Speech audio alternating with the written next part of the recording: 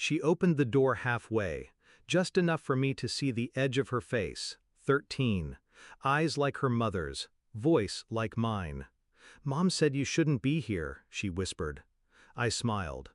Calm. Slow. I reached into my coat pocket, pulled out the key, and handed it to her.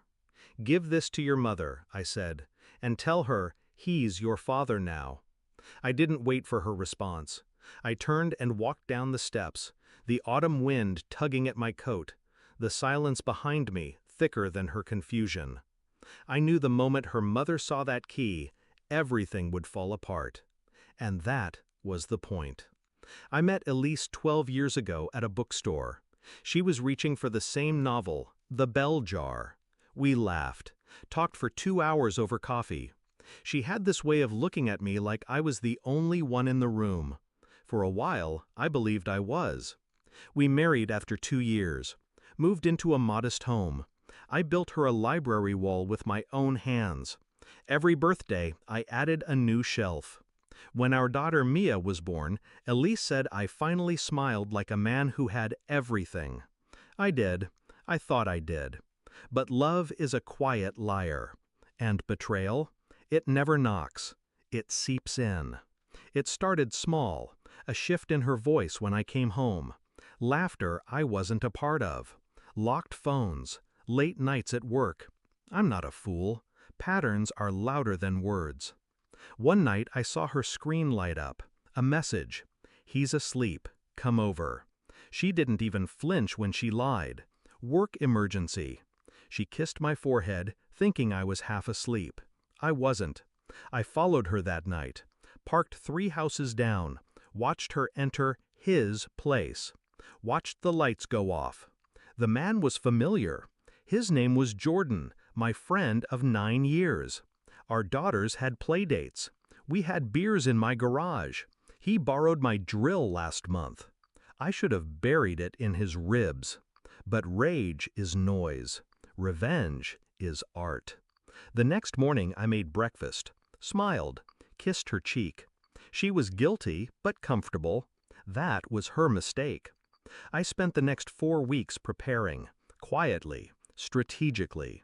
I met with a lawyer, transferred half the savings into a private account, rerouted the deed of the house to my name alone.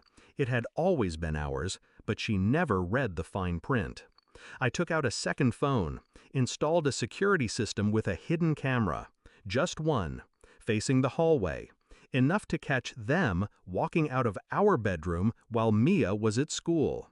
I didn't tell anyone, not even my sister. Patience. That's what most people don't have.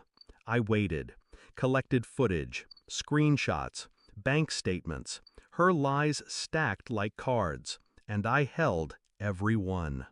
Then came the final move. I called Jordan, invited him for dinner, just us. He came, like the rat he is.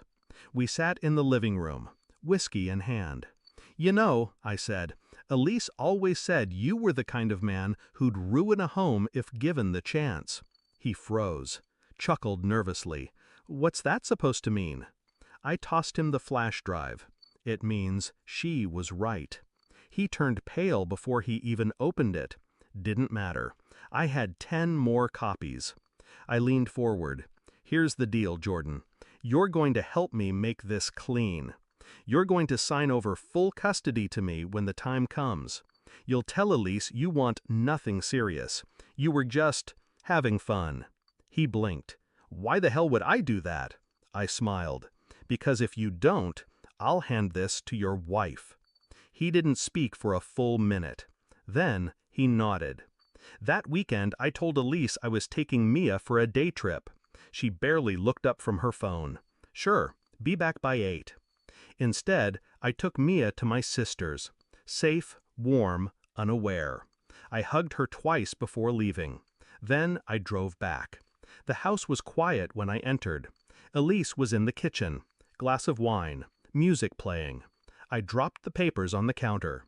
Divorce. Full custody. Financial disclosures. Everything in order. Her smile faded.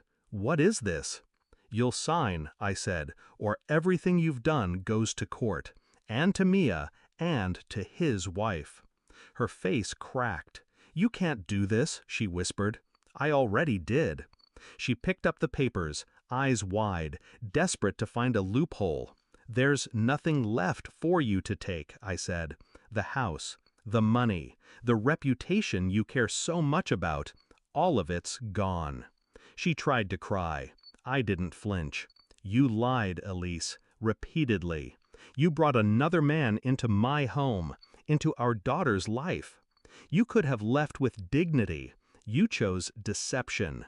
She reached for me, a flicker of the woman I once loved. "Please." I stepped back. "Your new life starts without us." And I left. 2 weeks passed. She hadn't seen Mia since. Her calls went unanswered. Court order pending. Then came today. Mia met me at the park. Elise was waiting in the car a block away, too ashamed to come closer. Mia hugged me, then hesitated. "Mom said, you're not allowed to come home."